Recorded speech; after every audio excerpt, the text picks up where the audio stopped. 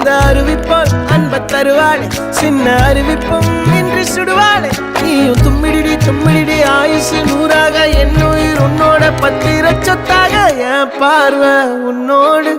உன் பொம்மை கண்ணோடு பேசாமல் விண்ணோடு நாம் மிதந்து போவோம் காதாரா அடியாளோ நான் தாங்க